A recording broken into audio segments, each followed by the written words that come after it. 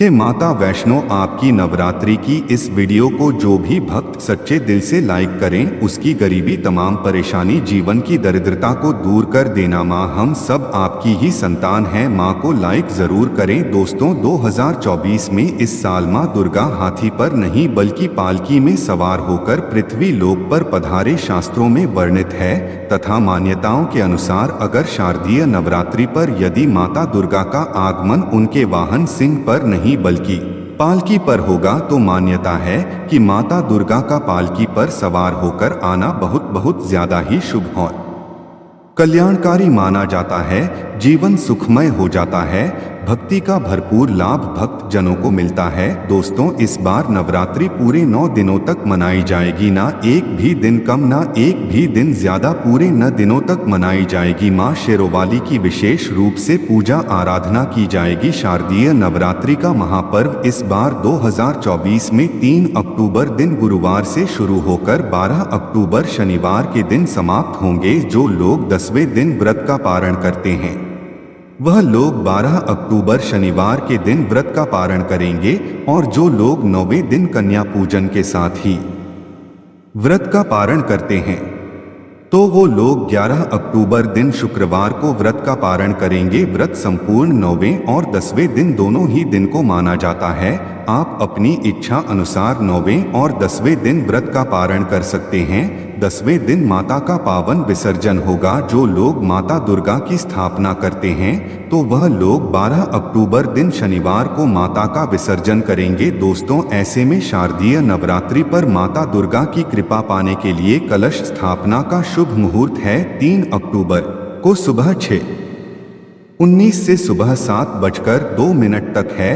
साथ ही अभिजीत मुहूर्त है 11:52 से लेकर दोपहर 12:40 पर होगा। दोस्तों नवरात्रि में क्या नहीं खाना चाहिए और कौन सा फल खाना आवश्यक है और क्या नहीं पीना चाहिए, आज हम विस्तार से आपको बताएंगे। शास्त्रों के अनुसार बताए गए व्रत चाहे किसी भी प्रकार के क्यों ना हो उनसे जुड़े नियमों का पालन करना अति आवश्यक माना जाता है, क्योंकि जो मन के मुताबिक किया जाए वह संघर्ष नहीं कहलाता। कहा जाता है कि मनोकामना को पूर्ण करने के लिए थोड़ा सा संघर्ष यानी कि तपस्या तो करनी ही पड़ती है। इसीलिए ऐसी मान्यता है कि व्रत को पूर्ण विधि विधान से किया जाना चाहिए, तब आपको व्रत का पूर्ण लाभ फल मिलता है, आपकी सभी मनोकामना पूर्ण हो जाती है। इसीलिए हर शास्त्र यही कहता है कि सच्चे दिल से अगर आपके मन में ईश्वर के प्रति श्रद्धा हो तो बिन पूजा पाठ के ही सारा फल मिल जाता है, और अगर मन में ईश्वर के प्रति शंका हो तो उस मनुष्य को कई जन्मों तक सुख नहीं मिलता। भागवत गीता में भगवान श्री कृष्ण ने स्वयं कहा था, जो मनुष्य सच्चे हृदय से ईश्वर को पुकारता है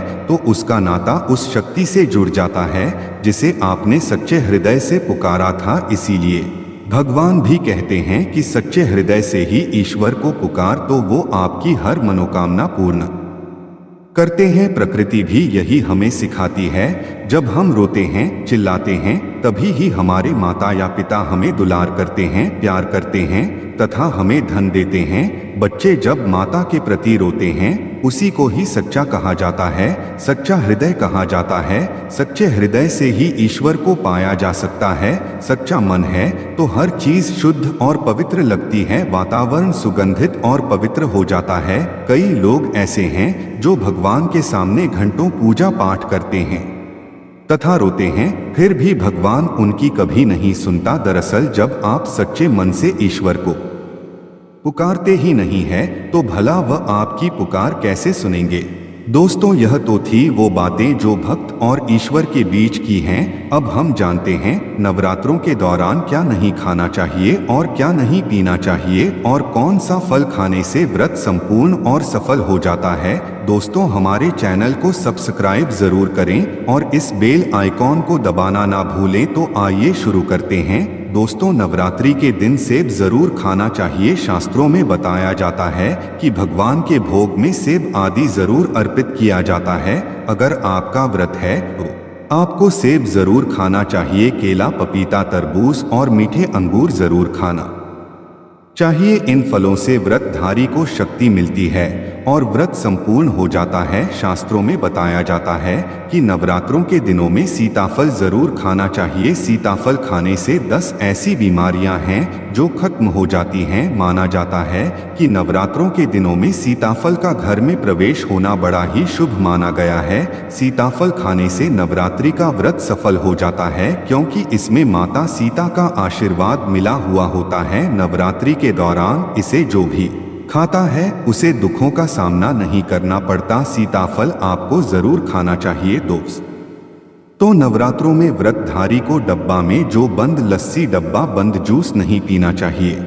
उसमें कई केमिकल मिले होते हैं जिसके कारण आपका व्रत टूट सकता है। जब भी आप फलों का जूस पिए तो याद रखें उसमें नमक ना डालें, नहीं तो व्रत टूट जाएगा। साथ ही साथ जूस में बर्फ भी नहीं डालना चाहिए। फलों का सादा जूस पीने से व्रत सफल होता है। दोस्तों, नवरात्रि के दौरान सिंगाड़े का आटा या कुत्तराम कीड़े वगैरह पड़ जाते हैं जिसके कारण आपका व्रत टूट सकता है, क्योंकि यह छोटे छोटे कीड़े हमें दिखाई नहीं देते और आपके मुंह तक पहुंच जाते हैं। ऐसा आटा खाना मतलब कीड़े मकोड़े का मांस खाने के बराबर माना गया है। नवरात्रि के दौरान आप शाम के समय खाने में दही, ले, आलू वगैरह खा सकते हैं। साबूदाने की टियां बनाकर खा सकते हैं। साबूदाने के और आलू के पापड़ भी खा सकते हैं। कई सब्जियां तो ऐसी हैं जो नवरात्रि के दौरान भोजन में शामिल कर सकते हैं। इससे आपको एनर्जी मिलेगी और व्रत सफल हो जाएगा। नवरात्रि के दौरान आप दूध पी सकते हैं जो आपको ताकत देगा। चाय वगैरह भी पी सकते हैं, लेकिन याद रहे उसमें नमक ना डालें। एक बात का ध्यान रहे, व्रतधारी को पेट भर खाना यानी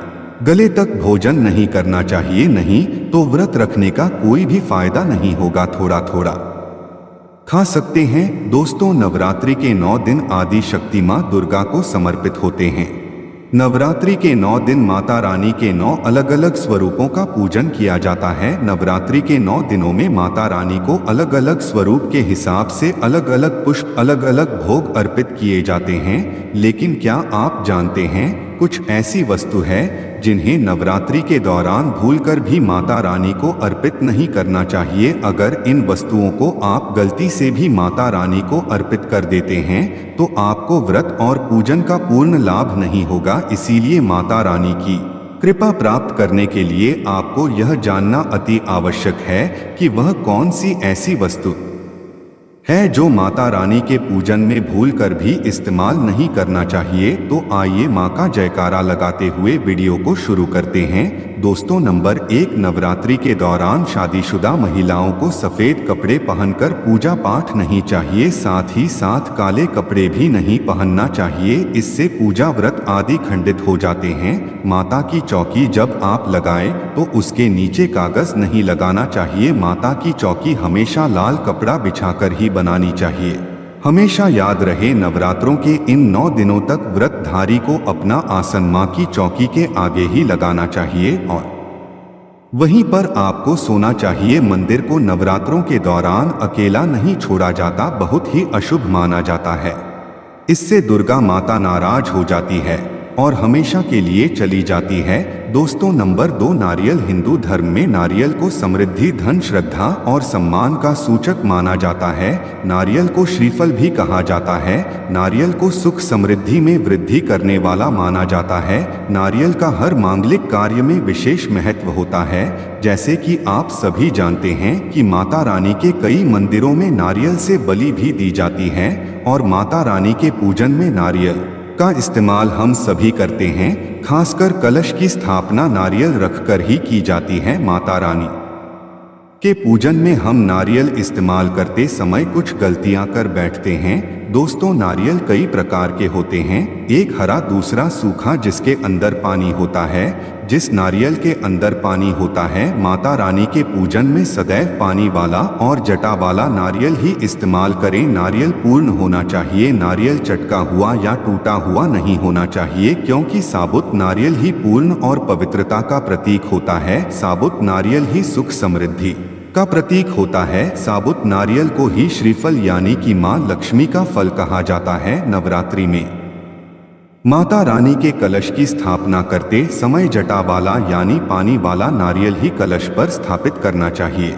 दोस्तों, साथ ही यह ध्यान रखना चाहिए कि नारियल को सदैव कलश के ऊपर लिटा कर रखना चाहिए। घट स्थापना करते समय कभी भी नारियल को खड़ा करके नहीं रखा जाता, नारियल को सदैव लिटा कर कलश के ऊपर रखा जाता है। साथ ही नारियल को स्थापित करने से पहले आप नारियल को लाल कपड़े में लपेटकर उस पर और फिर लाल चुंदरी उड़ाकर आप नारियल को कलश के ऊपर स्थापित करें। शास्त्रों के अनुसार कलश के ऊपर जब सही तरीके से नारियल रखा जाता है और सही प्रकार का नारियल रखा जाता है तभी व्रत और पूजन का पूर्ण फल प्राप्त होता है।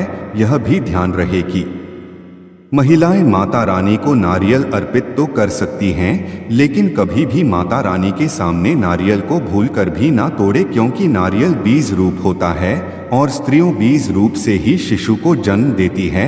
इसीलिए कभी भी महिलाओं को नारियल नहीं तोड़ना चाहिए। दोस्तों, नंबर 3, लौंग। लौंग हम सभी माता रानी के पूजन में इस्तेमाल करते हैं, लेकिन लौंग का इस्तेमाल करते समय एक बहुत बड़ी गलती कर बैठते हैं। हमेशा ध्यान रखना चाहिए कि माता रानी को सदैव फूल वाली लौंग ही अर्पित करना चाहिए। जिस लौंग के ऊपर फूल नहीं होता या फिर जिस लौंग के पीछे लकड़ी की डंडी नहीं होती, उसको आप माता रानी के पूजन में भूल कर भी इस्तेमाल ना करें। फूल वाले लौंगों को ही पूर्ण माना जाता है और माता रानी के पूजन में कोई भी अपूर्ण वस्तु, कोई भी खराब वस्तु या टूटे हुए अक्षत इस्तेमाल नहीं करने चाहिए। इसीलिए सदैव माता रानी के पूजन में फूल वाली लौंग का ही इस्तेमाल करें। दोस्तों, नंबर 4, तुलसी के पत्ते अर्पित नहीं करने चाहिए। माँ दुर्गा के पूजन में तुलसी पत्र का इस्तेमाल करना वर्जित माना जाता है। तुलसी पत्र के अलावा आंवला भी माता रानी को अर्पित नहीं करना चाहिए और दुर्बा भी माता रानी को अर्पित नहीं करना चाहिए। दुर्बा भगवान श्री गणेश को अति प्रिय है। नवरात्रि में आप भगवान गणेश को दुर्बा अर्पित कर सकते हैं। भगवान विष्णु जी को तुलसी के पत्ते अवश्य अर्पित कर सकते हैं, लेकिन माता रानी को भूलकर भी तुलसी के पत्ते या दुर्बा अर्पित ना करें। माता रानी को सफेद फूल भी अर्पित ना करें। माता रानी को सदैव लाल रंग के फूल अर्पित करने चाहिए। लाल रंग के फूल माता रानी को अति प्रिय है। खासकर माता को गुड़हल और कमल के फूल अति प्रिय है। शास्त्रों में बताया जाता है कि घर में माता रानी की 2 या 3 मूर्तियां या फोटो नहीं होनी चाहिए।